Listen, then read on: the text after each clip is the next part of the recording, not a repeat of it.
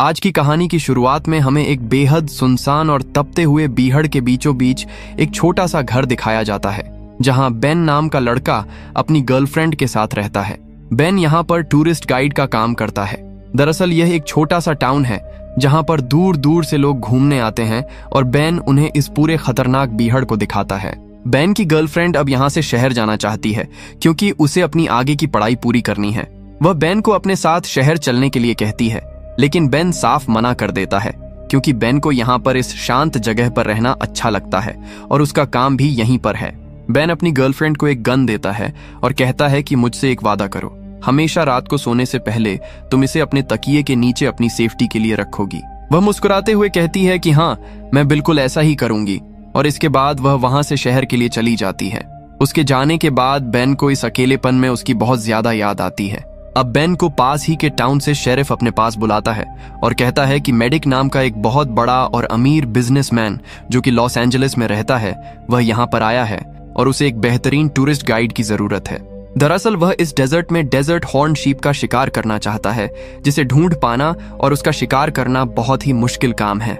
इसीलिए अब वो बेन को हायर करना चाहता है, जिसके बदले वो बेन को एक दिन के $8,000 देगा। बेन के लिए यह कीमत बहुत बड़ी होती है क्योंकि इतने पैसे आज तक उसे किसी ने एक साथ नहीं दिए थे। इसीलिए बेन बिना ज्यादा सोचे उसके साथ चलने के लिए मान जाता है। बेन जब उसके साथ बाहर आता है तो वह देखता है कि उसके पास सारे लोग शिकार करने के लिए आते हैं। यहाँ पर शिकार करना लीगल है, लेकिन यह नियम सिर्फ उन लोगों के लिए है जिनके पास लाइसेंस वाली गन है। अब ये दोनों बीहड़ के उस खतरनाक हिस्से में पहुंच जाते हैं जहां पर इन्हें शिकार करना है, पर अब तक सूरज पूरी तरह ढल चुका है और रात हो चुकी है। ये एक जगह आग जलाते हैं जहां पर वे आराम से एक दूसरे से बात करते हैं। बेन उसे अपनी गर्लफ्रेंड के बारे में बताता है जो कि अब सिटी मूव हो चुकी है। साथ ही वह अपने माता पिता के बारे में बताता है और कहता है कि बचपन में एक बार हम इसी बीहड़ में फंस गए थे। दरअसल मेरे पिता की गाड़ी अचानक खराब हो गई थी।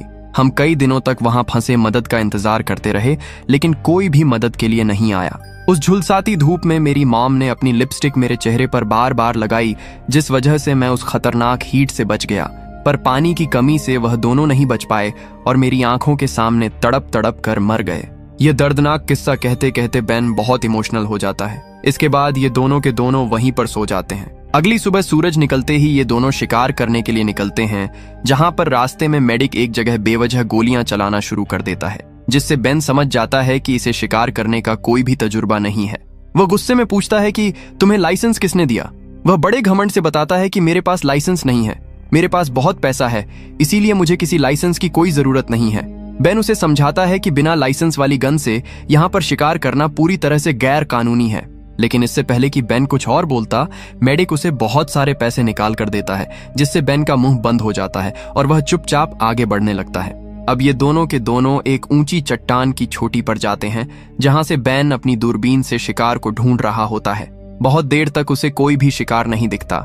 साथ ही मेडिक उसे बार बार बेवकूफों की तरह डिस्टर्ब कर रहा होता है, और तभी अचानक मेडिक एक तरफ अपनी गन से गोली चला देता है।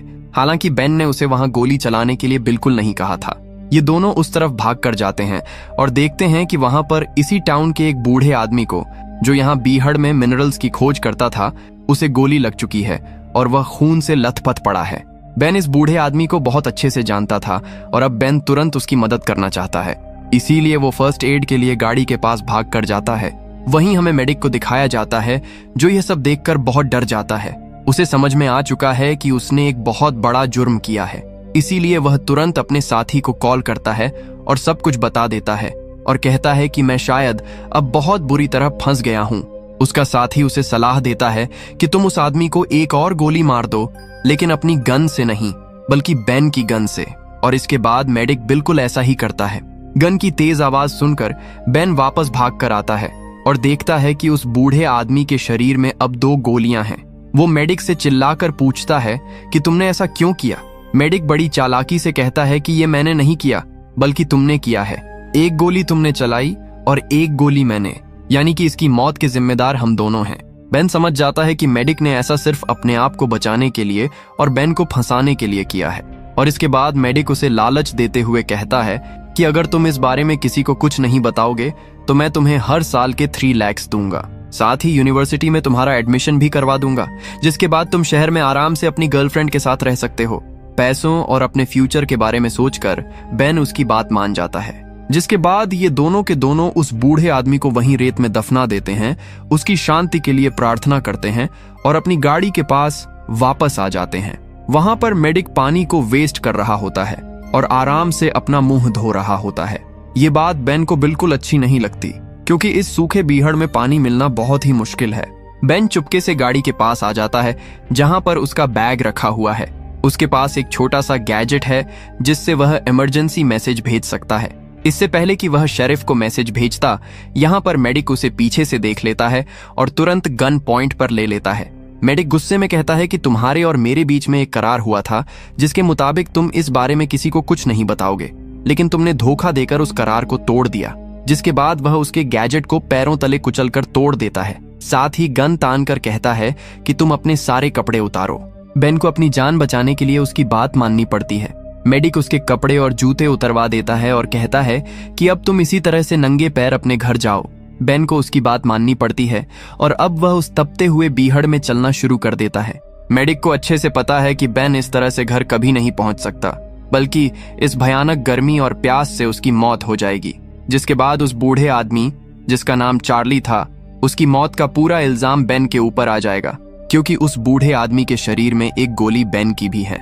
पुलिस को यही लगेगा कि बेन उसे मारकर भाग रहा था और रास्ते में भूख और प्यास से तड़प कर मर गया। अब बेन धीरे धीरे तपती रेत पर आगे चलने लगता है। कुछ देर बाद उसके सामने एक पोल आता है जिस पर वह एक नंबर को पढ़ता है। मेडिक दूर से उसे अपनी दूरबीन से लगातार देख रहा होता है। दरअसल वह तब तक उसका पीछा नहीं छोड़ेगा जब तक उसकी आंखों के सामने बेन की मौत ना हो जाए। बेन लगातार दर्द सहते हुए आगे बढ़ता ही चला जाता है और जब उसके सामने पोल नंबर 2 आता है तो वह भागकर चट्टान में कहीं गायब हो जाता है। मेडिक ये सब देख लेता है और अपनी गाड़ी लेकर तेजी से उसी तरफ बढ़ चलता है जहां पर बेन गायब हुआ है। वहां पहुंचकर वो देखता है कि बेन आसपास कहीं भी नहीं है।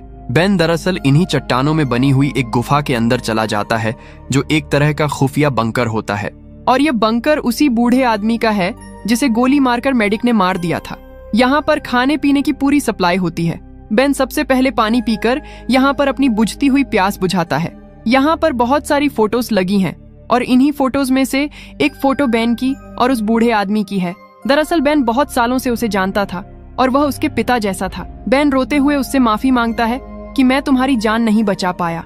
और तभी बेन को एहसास होता है कि इस गुफा के अंदर कोई आ रहा है। बेन जल्दी से वहां पर लगे हुए एक मैप को अपने पास छुपाकर और अंदर अंधेरे में चला जाता है। अब यहाँ पर मेडिक आ चुका है। मेडिक को पता है कि बेन यहीं पर छुपा है, इसीलिए वह यहाँ पर बॉम्ब लगाकर तुरंत बाहर निकल जाता है। कुछ ही देर बाद एक भयानक बॉम्ब ब्लास्ट होता है जिससे पूरी की पूरी जगह मलबे में ढह जाती है। पर बेन की किस्मत अच्छी होती है कि वह मलबे के गिरने से पहले ही एक दूसरे रास्ते से बाहर निकल चुका था। वो यहाँ से आगे बढ़ रहा होता है, तभी अचानक उसके सामने मेडिक आ जाता है। वह हंसते हुए कहता है कि अगर तुम अपने घर जाना चाहते हो तो जाओ, लेकिन इस बार अगर तुमने छुपने की या भागने की कोई भी कोशिश की तो मैं दूर से ही तुम्हें गोली मार दूंगा। बेन को पता है कि उसके पास जो गन है वह बहुत ज्यादा एडवांस है और दूर से उस पर वह अचूक निशाना लगा सकता है। इसीलिए बेन को एक बार फिर से उस आग उगलते रेगिस्तान में आगे बढ़ना पड़ता है। यहाँ से जो सबसे नजदीकी टाउन है वह 45 माइल दूर है और अब बेन के पास जो मैप होता है जो उसने मेडिक से छुपा लिया था, उस मैप के सहारे वह आगे बढ़ने लगता है। कुछ ही देर बाद वह उस जगह पहुंच जाता है जहां पर बेन ने और उस बूढ़े आदमी ने, जिसकी मौत हो चुकी है, इन दोनों ने आराम से बैठने के लिए एक सोफा लगाया था। बेन उस सोफा का फोम निकालकर अपने नंगे पैरों में बांध लेता है, क्योंकि बिना शूज के जलती रेत पर चलने की वजह से उसके दोनों पैर बहुत बुरी तरह से जख्मी हुए थे और उनमें से खून निकल रहा था। यह जगह ऐसी जगह पर होती है जहां पर बेन को मेडिक दूर से नहीं देख सकता। इसीलिए बेन इस जगह का पूरा फायदा उठाकर एक बार फिर से मेडिक की नजरों से ओझल हो जाता है।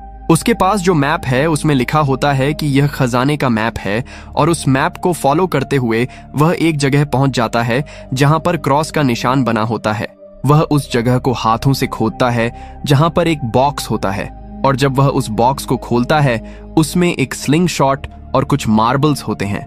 वह उन्हें निकाल कर अपने पास रख लेता है। मैप में एक दूसरा निशान भी होता है और जब वह उस दूसरे निशान पर पहुंचता है तो वहां पर जमीन में एक पानी की बोतल गड़ी हुई होती है जिसके अंदर पानी है। उसकी बॉडी पूरी तरह से डिहाइड्रेट हो चुकी है और गला सूखकर कांटा हो गया है। इसीलिए जल्दी से वह बॉटल का कैप खोलकर पानी पीने की कोशिश करता है, लेकिन तभी अचानक बॉटल पर एक गोली लगती है जो कि मेडिक ने दूर से चलाई थी।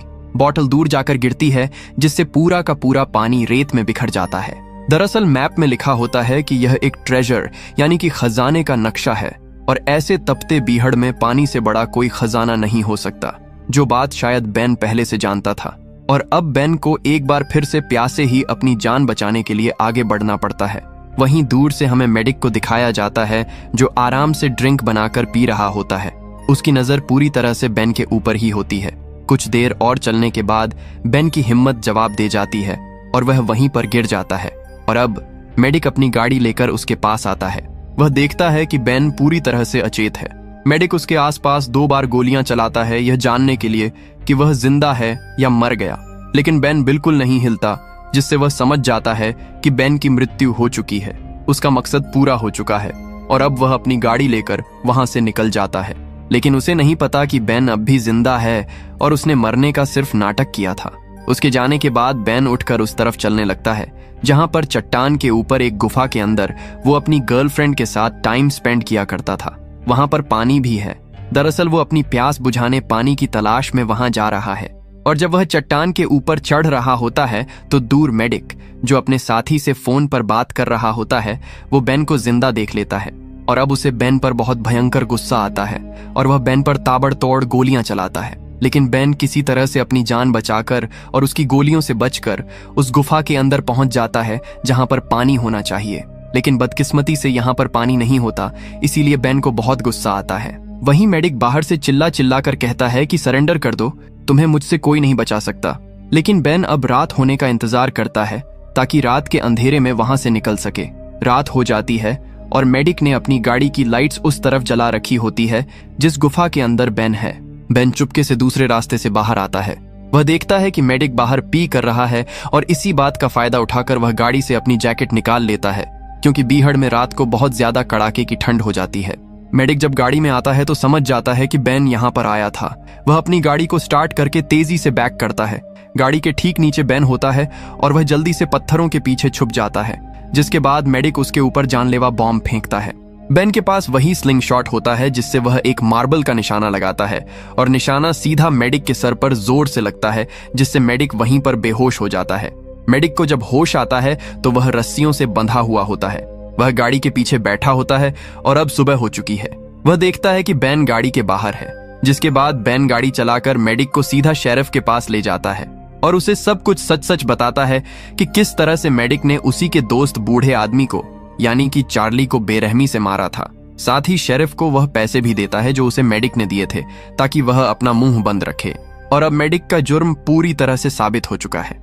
और अब बेन मेडिक के पास जाता है, उसे उल्टा सीधा कहता है और अपना गुस्सा निकालता है। कुछ देर के बाद मेडिक कहता है, मुझे वॉशरूम जाना है।